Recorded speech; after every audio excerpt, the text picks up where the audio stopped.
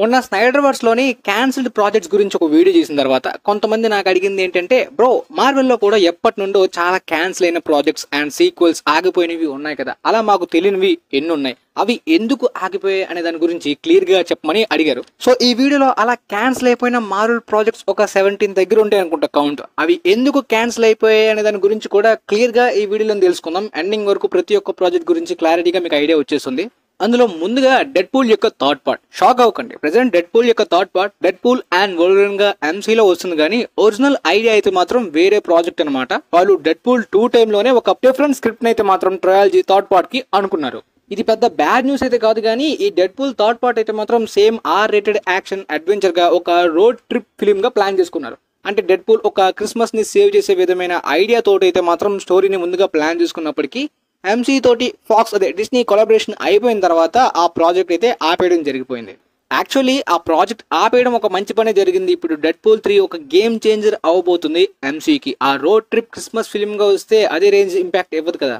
ఆ తర్వాత ఫేజ్ 4 లో ఎంటర్ అయిన షాంగ్-చి అయితే మాత్రం యాక్చువల్ గా ఇప్పుడు రావాల్సింది కాదు, ఐరన్ మ్యాన్ కన్నా ముందుగా అసలు ఎంసీయూ రాక ముందే ఈ షాంగ్-చి యొక్క ప్రాజెక్ట్ అయితే మాత్రం అప్పట్లో ఎర్లీ 20s లో అనుకున్నారు. బట్ ఇప్పుడున్నంత విఎఫ్ఎక్స్ ఫ్యాంటసీ ఈ ఎలిమెంట్స్ కాకుండా ఒక మార్షల్ ఆర్ట్స్ ఫిల్మ్ టైప్ లో తీద్దామని అప్పట్లో అనుకున్నారంట. ద హ్యాండ్స్ ఆఫ్ షాంగ్-చి అనే టైటిల్ ని కూడా అనుకున్నారు. స్టీఫెన్ నారెంటన్ డైరెక్టర్ గా, యాంగ్ లీ ప్రొడ్యూసర్ గా అండ్ స్టాన్లీ గారు ఎగ్జిక్యూటివ్ ప్రొడ్యూసర్ గా ఈ ప్రాజెక్ట్ ని అనుకొని కాస్టింగ్ కూడా మొదలు పెడదామని అనుకున్నారు. కాకపోతే ఆ టైంలో మార్వెల్ చాలా వరకు బ్యాంక్రప్ట్, డబ్బుల విషయంలోనే చాలా పూర్ స్టేజ్ లో ఉండేది, కొద్దిగా కండిషన్స్ బాగుండేవి కావనే విషయం మీ అందరికీ తెలిసిందే కదా. ఐరన్ మ్యాన్ తీయడానికి కూడా అందుకనే అన్ని సార్లు ఆలోచించారు. ఐరన్ మ్యాన్ సక్సెస్ తర్వాత ఈ ప్రాజెక్ట్ ని తీద్దాం అనుకున్నారు. ఆ రింగ్స్ యొక్క రిఫరెన్స్ కూడా మీరు ఐరన్ మ్యాన్ పార్ట్ లో చూడొచ్చు. But the hands of Shang Chi movie యొక్క స్టోరీ ఎలాంటి యూనివర్స్ లో ఇన్వాల్వ్ అయ్యే విధంగా ప్లాన్ చేసుకోలేదు, సపరేట్ స్టాండ్ అలోన్ గా ప్లాన్ చేసుకున్నారు. ఐరన్ మ్యాన్ తర్వాత ఎంసీలోని కొన్ని important characters and exciting stories ని ప్లాన్ చేసుకున్నాం, మధ్యలో దీన్ని పెడితే ఇరికించిన ఫీలింగ్ వస్తుందేమో అనే ఆలోచన. దాంతోపాటు ఇది అంత పెద్ద పాపులర్ క్యారెక్టర్ కాదు కదా, తర్వాత చూసుకుందాం అని చెప్పి పక్కన పెట్టేశారు. లేకపోతే అంతా బాగుంటే ఐరన్ మ్యాన్ కన్నా ముందే షాంగ్-చి ఫిలిం ని చూసుండేవాళ్ళం. ఆ తర్వాత క్యాన్సిల్ అయిపోయిన project X Man origins Magneto. X Man origins Wolverine లాగా మ్యాగ్నీటో యొక్క ఆరిజిన్ గురించి సపరేట్ స్టాండ్ అలోన్ ఫిలిం ని కూడా అప్పట్లో అనుకున్నారు. మనకు తెలిసిందే ప్రొఫెసర్ ఎక్స్ కన్నా మ్యాగ్నెటోకి ఫ్యాన్ బేస్ ఎక్కువ, సపరేట్ సోలో ఫిల్మ్ ని ఆరిజిన్ చెప్పాలని ప్లాన్ చేసుకున్నారు. కాకపోతే ఎప్పుడైతే X-man origins Wolverine film critical గా కొద్దిగా మిక్స్డ్ రివ్యూస్ వచ్చిందో అప్పటి నుండి ఈ X-man origins separate films plan చేసుకోవడం వలన కొద్దిగా ఇబ్బందులు ఫేస్ చేయొచ్చని భయం పుట్టుకొచ్చింది. లేదంటే అదర్ క్యారెక్టర్స్ యొక్క ఆరిజిన్స్ ని ప్లాన్ చేసుకున్నారు. ఆ తర్వాత ఇవన్నీ ఆపేసి ప్రీక్వల్ ఫిల్మ్స్ ని X-man first class, days of future past ఈ ఫిల్మ్స్ ని ప్లాన్ చేసుకున్నారు. బట్ వోల్వరిన్ బాగా లక్కీ అండ్ ఫ్యాన్ బేస్ కూడా చాలా ఎక్కువ కాబట్టి X-man origins Wolverine mixed reviews వచ్చినప్పటికీ బాక్స్ ఆఫీస్ దగ్గర సక్సెస్ అయిపోయింది అండ్ వోల్వరిన్ ఫిల్మ్ ని తీశారు. ఆ తర్వాత లోగన్ ట్రయాలజీ అంతా కూడా సెట్ అయిపోయింది. బట్ మ్యాగ్నెటోకి సంబంధించి ఒక్క ఫిల్మ్ అయినా వచ్చి ఉండాల్సింది సపరేట్ స్టాండ్ అలోన్ గా, ఎందుకంటే వరల్డ్ వార్ 2 యొక్క రెఫరెన్సెస్ అయితే మాత్రం ఎక్స్-మ్యాన్ ఆరిజిన్స్ మ్యాగ్నెటో ఫిల్మ్ లో ప్లాన్ చేశారు. బట్ అదంతా కూడా మనం మిస్ అయిపోయినట్టే. ఆ తర్వాత గోస్ట్ రైడర్ పార్ట్ 3, ఇది బ్యాడ్ న్యూస్ కాదు, గుడ్ న్యూసే, కానీ తర్వాత అది కూడా బ్యాడ్ న్యూస్ గా మారిపోయింది అనుకోండి. కారణం ఏంటంటే అసలు Ghost Rider Spirit of Vengeance తర్వాత వెంటనే మార్క్ అండ్ బ్రైన్ టిల్లర్ ఆ ఇద్దరు డైరెక్టర్స్ తోటి వెంటనే థర్డ్ పార్ట్ ని కూడా ప్లాన్ చేసుకున్నారు. బట్ యాక్టర్ నికోలస్ కేజ్ గారు క్రిటిసిజం ని కొద్దిగా సీరియస్ గా తీసుకుంటారనమాట. స్పిరిట్ ఆఫ్ వెంజెన్స్ కి వచ్చిన ఆ దారుణమైన నెగటివ్ రివ్యూస్ ఆయన్ని బాగా హర్ట్ చేశాయి. తర్వాత విన్న ఆ థర్డ్ పార్ట్ స్క్రిప్ట్ కూడా ఏదో దారుణమైన ఫిల్మే అనే వైబ్స్ ఇచ్చి నేనైతే మాత్రం మరి ఈ ప్రాజెక్ట్ ని, ఈ క్యారెక్టర్ ని చేయను, ఇక్కడతో నా పని అయిపోయింది బాబోయ్ వదిలేయండి అని చెప్పి దండం పెట్టి వదిలేశారంట. ఆయన కెరీర్ లో చాలా సార్లే ఈ నెగిటివిటీ, క్రిటిసిజం వల్ల చాలా సార్లే ఆయన అప్స్ అండ్ డౌన్స్ చూశారు. ఈ ప్రాజెక్ట్ క్యాన్సిల్ అవడం మంచి న్యూసే, ఎందుకంటే క్యారెక్టర్ యొక్క రైట్స్ డీల్స్ ఆ రూల్స్ ప్రకారం అయితే మాత్రం గడువు ముగిసిపోయింది అనమాట. ఫిలిం తీయడానికి కొంత టైం ఉంటుంది. ఆ టైంలోని ఫిలిమ్స్ అయితే రాకపోతే ఆటోమేటిక్ గా రైట్స్ తిరిగి మళ్ళీ మార్వెల్ దగ్గరికి వెళ్ళిపోతాయి. ఆ విధంగా రైట్స్ అయితే తిరిగి మార్వెల్ దగ్గరికి వచ్చినప్పటికీ వీళ్ళు రైట్స్ ఉంచుకొని కూడా ఫిలిమ్స్ తీయట్లే. ఆ విధంగా గుడ్ న్యూస్ అయినప్పటికీ ఈ మార్వెల్ దగ్గర రైట్స్ ఉన్న గోస్ట్ రైడర్ ఫ్యాన్స్ కి అదొక బ్యాడ్ న్యూస్ గానే ఉండిపోయింది. ఆ తర్వాత ఇందాక మనం ద హ్యాండ్స్ ఆఫ్ షాంగ్-చి ఫిల్మ్ గురించి మాట్లాడుకున్నాం కదా. Iron man and MCU start అవ్వక ముందే ప్లాన్ చేసి ఆగిపోయిన ప్రాజెక్ట్ ఈ నేమోర్ కూడా ఆ టైంలోనే 2006 టైంలోనే రావాల్సిన ప్రాజెక్ట్ అనమాట. ఒక సపరేట్ స్టాండ్ అలోన్ ఆరిజిన్ గా అనుకున్నారు. Spider Man, Hulk, Ghost Rider, Fantastic 4, X Man ఈ ఫిలిమ్స్ అన్ని వస్తున్న టైంలోనే 2004 నుండి 2007 మధ్యలోని మార్వెల్ ఇలా చాలా ప్రాజెక్ట్స్ నే అనుకుందంట సపరేట్ స్టాండ్ అలోన్ ఫిలిమ్స్ తీద్దామని. బట్ నేమోర్కి అయితే ఖచ్చితంగా విఎఫ్ఎక్స్ కి బడ్జెట్ కి ఎక్కువ ఖర్చు పెట్టాలి. మార్వెల్ ఆ టైంలోని దివాలా తీసే సిచ్యువేషన్ లో ఉందని చెప్పి మీకు ఇందాక చెప్పాను కదా. అందువల్లనే షాంగ్ చి కూడా వాళ్ళు విఎఫ్ఎక్స్ ఫ్యాంటసీ ఎలిమెంట్స్ కాకుండా ఒక మార్షల్ ఆర్ట్స్ ఫిల్మ్స్ లా తీద్దామని అనుకున్నప్పటికీ అది వర్క్ అవ్వలేదు. అందువల్ల నేమోర్ ని పక్కన పెట్టేశారు. ఈ నేమోర్ మాత్రమే కాదు, 2007 లోని గిల్మో డెల్ టోరో లాంటి అద్భుతమైన డైరెక్టర్ కూడా డాక్టర్ స్ట్రేంజ్ మీద ఒక సపరేట్ ఫిల్మ్ ని ప్లాన్ చేద్దామని అనుకున్నారు. స్టూడియోస్ కూడా బాగా నచ్చింది ఆయన చెప్పే స్క్రిప్ట్ గానీ విజన్ గానీ. చాలా మంచి డైరెక్టర్ గైస్, తీసుంటే మాత్రం అద్భుతమైన అవుట్పుటే వచ్చుండేది. బట్ ఇందులో తప్పు అయితే స్టూడియోస్ దనే చెప్పాలి. 2004 నుండి వాళ్ళు చాలా ప్రాజెక్ట్స్ అనుకున్నారు, కాకపోతే వాళ్ళు దివాలా తీసే సిచ్యువేషన్ లోని ఏ ప్రాజెక్ట్ ని తీద్దామో సరిగ్గా అనుకోలేదు గైస్. బట్ 2007 టైంలోని ఐరన్ మ్యాన్ ఐడియా గానీ ఎంసీయూ ఐడియా గానీ ఈ ప్లాన్స్ అన్ని వాళ్ళ దగ్గర ఉంటున్నప్పుడు ఇలాంటి పెద్ద డైరెక్టర్ రావడం అవసరం లేదులే, మా దగ్గర యూనివర్స్ ఉందన్నట్టు కొద్దిగా ఇంట్రెస్ట్ తక్కువ చేసినట్టు, అంటే ఫస్ట్ స్క్రిప్ట్ నచ్చినప్పటికీ కూడా కొద్దిగా ఇగ్నోర్ చేస్తున్నట్టు, డిలే చేస్తున్నట్టు చేయడం ఆయన అయితే వదిలేశారు. బట్ తీసుంటే పక్కాగా సక్సెస్ అయితే బాక్స్ ఆఫీస్ దగ్గర అయి ఉండేది. విఎఫ్ఎక్స్ కి అవసరమైన బడ్జెట్ తీసుకున్న మంచి గ్రాబింగ్ అయితే ఆయన ద్వారా అయి ఉండేది. అలానే ఆ టైంలో వచ్చిన డేర్ డెవిల్ ఫిల్మ్ గురించి మీలో చాలా మందికి తెలిసే ఉంటుంది. బట్ లేట్ గా తెలుసుకున్నప్పటికీ బెన్ అఫ్లిక్ మెయిన్ లీడ్ గా ఉన్న ఆ డేర్ డెవిల్ ఫిల్మ్ కి అయితే మాత్రం స్పిన్ ఆఫ్ ఫిల్మ్ ని కూడా ఎలక్ట్రాకి సంబంధించి సపరేట్ గా తీశారనమాట. అది సక్సెస్ అయితే ఒక సపరేట్ ఫ్రాంచైజ్ గా ఒక సపరేట్ వీనమ్ వెర్స్ లాంటి యూనివర్స్ కూడా క్రియేట్ అయ్యి ఉండేదేమో. Like Netflix Daredevil Punisher ఎలా ప్లాన్ చేశారో ఆ విధంగా ప్లాన్ చేసుకున్నారు. But Daredevil first part కి ఎలక్ట్రాకి ఘోరమైన నెగిటివ్ రివ్యూస్ రావడం బెన్ అఫ్లిక్ బాగా డిసప్పాయింట్ అయ్యారు అండ్ బాక్స్ ఆఫీస్ దగ్గర కూడా ఫెయిల్ అయింది అనమాట. కాబట్టి మళ్ళీ ఇంకా సెకండ్ పార్ట్ తీద్దామనే ఐడియా కూడా అప్పటికి లో బడ్జెట్ లో ఉన్నప్పటికీ బెన్ అఫ్లిక్ అనేసాడు, వద్దులేండి ఇదేదో తేడాగా ఉండే అనే వైబ్స్ వస్తున్నాయి అని చెప్పి ఆయన అనడంతో ఆపేశారు. 2015 లో నెట్ఫ్లిక్స్ డేర్ డెవిల్ సిరీస్ ద్వారా ఆ క్యారెక్టర్ కి ఒక పర్ఫెక్ట్ జస్టిఫికేషన్ లైవ్ యాక్షన్ ద్వారా జరిగింది. ఆ తర్వాత మార్వెల్ ఇన్ హ్యూమన్స్. కామిక్స్ లో చాలా సూపర్ హీరో టీమప్స్ ఉంటాయి, మీ అందరికి తెలిసే ఉంటుంది. ఇన్ హ్యూమన్స్ గురించి కూడా మీకు తెలుసు, సిరీస్ ని చూసే ఉంటారు. చూడకపోయినా సరే చూడకండి, ఎందుకంటే కంప్లీట్ గా బ్యాడ్ గా ప్రెజెంట్ చేశారు. బట్ దీనికన్నా ముందే మూవీగా అయితే మాత్రం ఎంసీలోనే మార్వెల్ సినిమాటిక్ యూనివర్స్ లోనే ఫేజ్ 3 లో అయితే మాత్రం ఈ ఫిల్మ్ ని ప్లాన్ చేశారనమాట.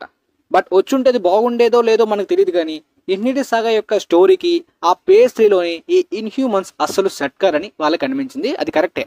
ఈ టీం యొక్క స్టోరీ ఆర్క్ ప్రకారం ఇన్ఫినిటీ సాగాలో అస్సలు దీన్ని పెట్టడం, అది కూడా ఫేజ్ 3 లోని అస్సలు సెట్ కాదని చెప్పి ఎగ్జిక్యూటివ్ రైటర్స్ వీళ్ళందరూ చాలా మంచి డిసిషన్ తీసుకున్నారు. ఆ తర్వాత దీన్ని 2018 లోని వెబ్ సిరీస్ గా ప్లాన్ చేశారు. బట్ సీజన్ 1 కి వచ్చిన ఆ నెగిటివ్ రివ్యూస్, దారుణమైన రిసెప్షన్ తర్వాత దాన్ని ఆపేశారనమాట.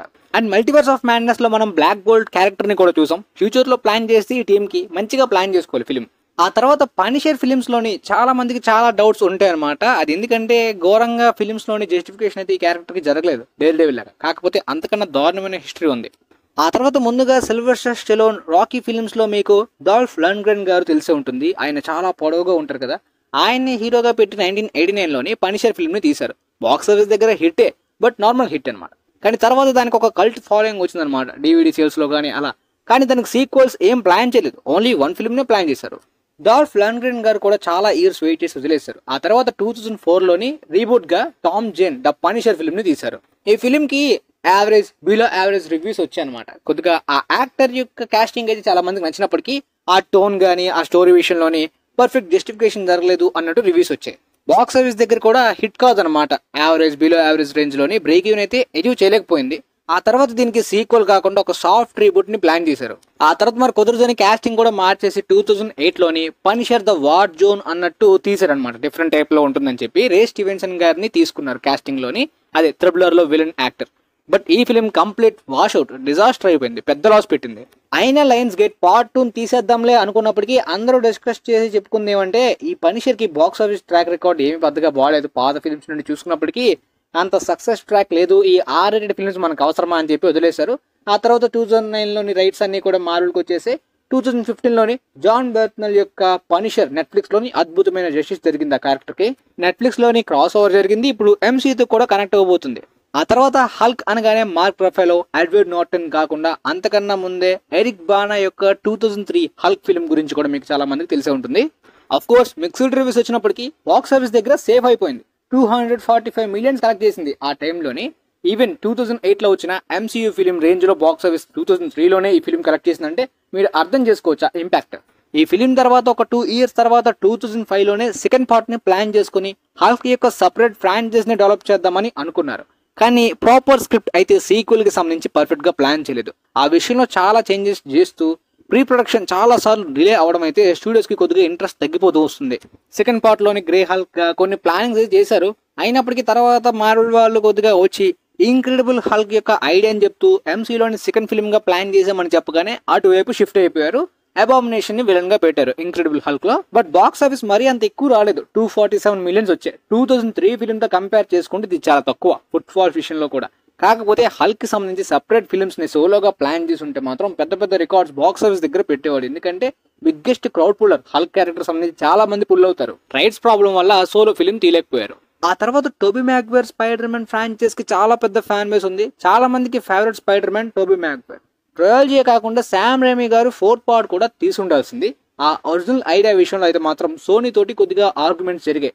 ఫస్ట్ 2 పార్ట్స్ కి అద్భుతమైన క్రిటిక్స్ రివ్యూస్ వచ్చే, రెస్పాన్స్ కూడా బాగుంది బాక్స్ ఆఫీస్ దగ్గర. 3rd పార్ట్ కూడా బాక్స్ ఆఫీస్ రెస్పాన్స్ బాగున్నప్పటికీ క్రిటికల్ గా మిక్స్డ్ రివ్యూస్ వచ్చాయి. దానికి కారణం సోనీ ఇన్వాల్వ్ అయ్యి చేయాలనుకున్న కొన్ని చేంజెస్.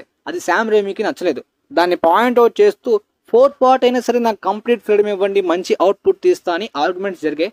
4th పార్ట్ లో అయితే మాత్రం సోనీ యొక్క కండిషన్స్ ప్రకారం జిమ్ క్యారీని కార్నేజ్ గా, లేదంటే బ్రూస్ కాంబెల్ ని మిస్టీరియోగా, లేదంటే జాన్ మాల్కోవిచ్ ని వల్చర్ గా, ఈ విలన్స్ లో ఏదో ఒకరిని చూస్ చేసుకోమని శామ్ రేమీకి కండిషన్ లా పెట్టారు. బట్ శామ్ రేమీ ఈ విలన్స్ కాదు, నేను మోర్బియస్ నో లేదంటే లిజర్డ్ నో ప్లాన్ చేస్తున్నా అని చెప్పారు.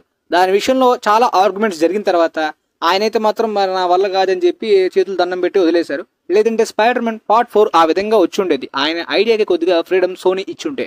ఐడియా ఇక్కడతో ఆగిపోలేదు. దీనికి స్పిన్ ఆఫ్ గా అయితే మాత్రం వీనం మీద ఒక సపరేట్ సోలో ఫిల్మ్ తీద్దామని కూడా అనుకున్నారు. స్పైడర్ మ్యాన్ 4 యొక్క డ్రాఫ్ట్స్ యొక్క ఐడియాస్ నుండే తీయడానికి కొంతమంది రైటర్స్ ని కూడా ఆల్రెడీ సోనీ హైర్ చేసుకుంది. బట్ వీళ్ళు డిజైన్ చేసిన స్టోరీ అంతా కూడా టామ్ హార్డీ యొక్క వీనం లాగా యాంటీ హీరోగా ఉంటుంది, కంప్లీట్ గా ఒక విలన్ ఫిల్మ్ లా కాకుండా. ఆల్రెడీ కార్నేజ్ కాస్టింగ్ లోని సోనీ అయితే మాత్రం జిమ్ క్యారీని తీసుకుందామని అనుకున్నారు కదా, ఆ విధంగా కంటిన్యూ చేద్దామని అనుకున్నప్పటికీ తర్వాత దీని టోన్ అనేది ఆ స్పైడర్ మ్యాన్ 3 కి అసలు కనెక్ట్ అయ్యేలాగా సిమిలర్ గా లేదు. ఆడియన్స్ ఖచ్చితంగా కన్ఫ్యూజ్ అవడమో, క్రిటిక్స్ నుండి నెగిటివ్ రివ్యూస్ రావడమో జరగచ్చు అని చెప్పి సోనీ ముందుగానే అనుకుందనమాట. దీన్ని కంప్లీట్ గా రీబూట్ గానే తీయాలి తప్ప దీనికి స్పిన్ ఆఫ్ గా తీయలేము ఈ స్టోరీని మీరు డిజైన్ చేసిందని చెప్పి అనుకున్నారు. ఆ స్టోరీ ప్రకారం ఎడీ బ్రోక్ యొక్క హీరో క్యారెక్టర్ ఆర్క్ అనేది టామ్ హార్డీ ఫిల్మ్ కి చాలా సిమిలర్ గా ఉంటుంది. మేబీ ఇక్కడ ఐడియాని అక్కడ పెట్టుంటారు. ఆ తర్వాత కొంతవరకు వెయిట్ చేసి వాళ్ళ ఐడియాస్ అన్ని వదిలేసి రీబూట్ గా 2012 లోని ద అమేజింగ్ స్పైడర్ మ్యాన్ ని ప్లాన్ చేశారు. ఆండ్రూ గార్ఫీల్డ్ యొక్క కాస్టింగ్ కి స్పైడర్ మ్యాన్ కి కూడా మంచి ఫ్యాన్ బేస్ ఉంది. అయితే అది సెకండ్ పార్ట్ కి కొద్దిగా నెగిటివ్ రివ్యూస్, అంటే మిక్స్డ్ నెగిటివ్ రివ్యూస్ లాంటివి వచ్చాయన్నమాట. ఫస్ట్ పార్ట్ కి కూడా పర్లేదు, బాక్స్ ఆఫీస్ దగ్గర హిట్ అయినప్పటికీ. పార్ట్ 2 ఆ పార్ట్ 1 యొక్క బాక్స్ ఆఫీస్ ని బీట్ చేయనప్పటికీ కూడా 710 మిలియన్స్ అంటే మంచి హిట్టే, కలెక్షన్స్ బాగానే వచ్చాయి. పార్ట్ 2 యొక్క ఎండింగ్ లో కూడా పార్ట్ 3 యొక్క క్లిఫ్ హ్యాంగర్స్ ని మీరు అబ్జర్వ్ చేయొచ్చు. బట్ సోనీ చాలా లేట్ గా పార్ట్ 3 ని అనౌన్స్ చేసింది. ఆల్మోస్ట్ 10 to 11 months దాటిన తర్వాత 3rd పార్ట్ అనౌన్స్మెంట్ వచ్చిందనమాట. అంటే పార్ట్ 2 కి మిక్స్డ్ రివ్యూస్ వచ్చిన నీ ఫిల్మ్ తీస్తున్నాంలే అన్నట్టు ఆండ్రూ గార్ఫీల్డ్ ని సోనీ చూడడం స్టార్ట్ చేశారు. సోనీ కండక్ట్ చేసిన ఒక పెద్ద ఈవెంట్ కి ఆండ్రూ గార్ఫీల్డ్ అటెండ్ కాలేకపోయారు. దాంతో అక్కడ హెడ్స్ వీళ్ళందరూ కూడా కొద్దిగా ట్రిగర్ అయ్యారు అనమాట. దాంతో ఆండ్రూ గార్ఫీల్డ్ తో ఇబ్బందులు వచ్చి కాస్టింగ్ నుండి తొలగించినట్టు కొంత ఆర్గ్యుమెంట్స్ జరిగాయి. ఆ తర్వాత ఆయన ఓపెన్ గా పబ్లిక్ గా చెప్పేశారు, నేను 3rd పార్ట్ లో మరి రావట్లేదు అమేజింగ్ స్పైడర్ మ్యాన్ అని చెప్పి. ఆఫ్ కోర్స్ దీనికి కూడా సపరేట్ స్పిన్ ఆఫ్స్ ని ప్లాన్ చేశారు గైస్. అందులో వీనం అండ్ ముఖ్యంగా సినిస్టర్ 6 అనమాట. ఈ స్పైడర్ మ్యాన్ అండ్ సినిస్టర్ 6 యొక్క కాంబో అనేది క్రేజీ ఐడియా అనమాట. ఆల్మోస్ట్ నో వే హోమ్ లోని ఈ సినిస్టర్ 6 ని చూస్తామేమో అనే వైపు వచ్చినప్పటికీ అది కన్ఫర్మ్ అయిపోయింది క్లియర్ గా సినిస్టర్ 6 ఐడియా కాదని. యాక్చువల్ గా ఈ amazing Spider man spin off గా ప్లాన్ చేసిన ఫిలిం క్రాస్ ఓవర్ కాదు. ఈ సినిస్టర్ 6 యొక్క ఆరిజిన్ మీద సపరేట్ గా ఒక టీమ్ అప్ మీద ఫిలిం ని ప్లాన్ చేశారు. ఈ సినిస్టర్ 6 క్యారెక్టర్స్ లోని ఒకరంటూ ఉండరు అనమాట. కామిక్స్ లో గానీ గేమ్స్ లో గానీ క్యారెక్టర్స్ మారుతూ ఉంటాయి అనమాట. అయితే వీళ్ళు అఫీషియల్ గా ప్లాన్ చేసుకున్న ఈ సినిస్టర్ 6 టీమ్ లోని ఉండాల్సిన క్యారెక్టర్స్ ఏమేమంటే, ముందుగా వీనం కి సంబంధించి సపరేట్ స్పిన్ ఆఫ్ ని ప్లాన్ చేశారు కదా. ఆ తర్వాత సినిస్టర్ 6 కి కనెక్ట్ చేసి వీనం మెయిన్ లీడ్ గా ఈ సినిస్టర్ 6 ని లీడ్ చేసే విధంగా, అంటే వల్చర్ ని కూడా లీడ్ చేసే విధంగా ప్లాన్ చేసుకున్నారు. ఆ విధంగా ముందు వీనం, ఆ తర్వాత Morbius and Vulture and Ezekiel Sims, అదే మ్యాడమ్ వెబ్ లో కనిపించిన ఎజికల్, అలానే Kraven the Hunter and Amazing Spider Man films లో మనకు చూపించిన రైనో క్యారెక్టర్స్ ని ఈ సినిస్టర్ 6 విలన్ గా అనుకున్నారు కేసు. ఆ సపరేట్ సోలో ఫిల్మ్ ని 2016 నవంబర్ కి రిలీజ్ చేద్దామని కూడా అనుకున్నారు. ఈ ప్రాజెక్ట్ క్యాన్సిల్ అవడానికి ముఖ్య కారణం ఎంసీయూ వాళ్ళు వచ్చి కొత్త స్టోరీ ఐడియాస్ ని ఇవ్వడం అనమాట. అప్పటికే ఆండ్రూ గార్ఫీల్డ్ జరిగిన ఆ ఆర్గ్యుమెంట్, ఆయన్ని తొలగిద్దామనే ఐడియాస్ లో సోనీ ఉంటున్నప్పుడు ఈ ప్రాజెక్ట్ ఇప్పుడు ఈ స్పిన్ ఆఫ్ అవసరమా, ఎంసీయూ తోటి కొత్త ఐడియా వచ్చింది కదా అదే బాగుందని చెప్పి రీబూట్ గా హోమ్ కమింగ్ టామ్ హాలండ్ తోటి ఎంసీ క్రాస్ ఓవర్ జరిగిపోయింది. లేదంటే మనం ఈ స్పిన్ ఆఫ్ ఫిల్మ్స్ ని చూసుండేవాళ్ళం అనమాట. ఎనీవే ఫ్యూచర్ లో అయినా సరే మంచిగా తీస్తారేమో చూడాలి. ఆ తర్వాత ఫెంటాస్టిక్ 4 ఫస్ట్ పార్ట్ కి అయితే మంచి రిసెప్షన్, బాక్స్ ఆఫీస్ దగ్గర సక్సెస్ చూసిన తర్వాత sequel Fantastic 4 second a rise of Silver Surfer కి కొద్దిగా మిక్స్డ్ యావరేజ్ లాంటి రివ్యూస్ రావడం, కొద్దిగా స్టూడియోస్ కానీ అందరూ ఒకసారి రీకన్సిడర్ చేశారనమాట. మనం ఈ ఫ్రాంచైజ్ వాల్యూని పెంచుకోవాలి అని చెప్పి మేకర్స్ యొక్క ప్లానింగ్ ప్రకారం, యాక్టర్స్ యొక్క కాంట్రాక్ట్ ప్రకారం దీన్ని ఒక ట్రయాలజీ లానే ప్లాన్ చేశారు. థర్డ్ పార్ట్ భీకరంగా గెలాక్టర్సే వచ్చే విధంగా గట్టిగా ఉండేది. బట్ సెకండ్ పార్ట్ కి ఆ mixed reception and first part యొక్క బాక్స్ ఆఫీస్ దగ్గర వరకు వచ్చి బీట్ చేయలేకపోవడం కొద్దిగా ఆలోచించే విధంగా చేశారు. ఎందుకంటే థర్డ్ పార్ట్ కి మనం బడ్జెట్ ఎక్కువ పెడుతున్నాం. స్టోరీ చూస్తుంటే ఇది కూడా సెకండ్ పార్ట్ వైబ్స్ వస్తున్నాయి. ఏమైనా తేడా జరిగితే ఈ బడ్జెట్ ఖచ్చితంగా థర్డ్ పార్ట్ ఫెయిల్ అయ్యే అవకాశం ఉంది. ఈ ఫ్రాంచైజ్ రెప్యుటేషన్ పోగొట్టే ఛాన్స్ ఉందని చెప్పి ఆలోచిస్తూ యాక్టర్స్ కాంట్రాక్ట్ ప్రకారం వాళ్ళు కూడా డేట్ ఇష్యూస్ రావచ్చు అని చెప్పి కొద్దిగా డిలే చేస్తూ పక్కన పెట్టేసిన తర్వాత రీబూట్ ఐడియా తోటి కాస్ట్లీ బడ్జెట్ తోటి 2015లో చేసిన రీబూట్ కి అయితే అతి దారుణమైన రివ్యూస్, బాక్స్ ఆఫీస్ దగ్గర disaster, one of the worst comic films of all time list లోకి చేరిపోయింది. జస్ట్ బడ్జెట్ ని దాటింది. బాక్స్ ఆఫీస్ ప్రకారం చూసుకుంటే అప్పుడు ఎప్పుడు వచ్చిన ఫ్యాంటాస్టిక్ ఫోర్ 2007 ఫిల్మే బెటర్ కదా సెకండ్ పార్ట్. ఆ థర్డ్ పార్ట్ ని కొద్దిగా కలెక్షన్స్ కాకుండా తీసేసి ఉంటే బాగుండేదేమో అనే ఒపీనియన్ వాళ్ళకి తర్వాత రిలీజ్ అయ్యారు. బట్ జరగాల్సిన డ్యామేజ్ జరిగిపోయింది. స్పిన్ ఆఫ్ ఫాక్స్ అయితే మార్వెల్ తో చాలా అనుకున్నారు అనమాట. అందులోని థింగ్ యొక్క సోలో సపరేట్ ఫిల్మ్ అనుకున్నప్పటికీ బడ్జెట్ ని పెట్టే ధైర్యం మరి చేయలేదు ఇలాంటి ఫిల్మ్స్ రిజల్ట్స్ వల్ల. ఆ విధంగా ఫాక్స్ మార్వెల్ కి సంబంధించి సపరేట్ స్పిన్ ఆఫ్ ఫిల్మ్స్ ఒక 3-4 ఫిల్మ్స్ ని క్యాన్సిల్ చేసేసింది అనమాట. అయితే ఈ క్యాన్సిల్ అయిన ఫిల్మ్స్ లో మీరు ఏ ఫిల్మ్స్ అయితే వచ్చి ఉంటే బాగుండేదనే ఒపీనియన్ మీకుందో ఆ లిస్ట్ ని కింద కామెంట్ సెక్షన్ లో తెలియజేయండి. మీకైతే వీడియో క్లియర్ గా అర్థమైంది అనుకుంటా. మీ ఫ్రెండ్స్ లో మార్వెల్ ఫ్యాన్స్ ఉంటే వాళ్ళకి కూడా వీడియోని షేర్ చేయండి, యూజ్ అవ్వచ్చు తప్పకుండా. And thanks for watching guys.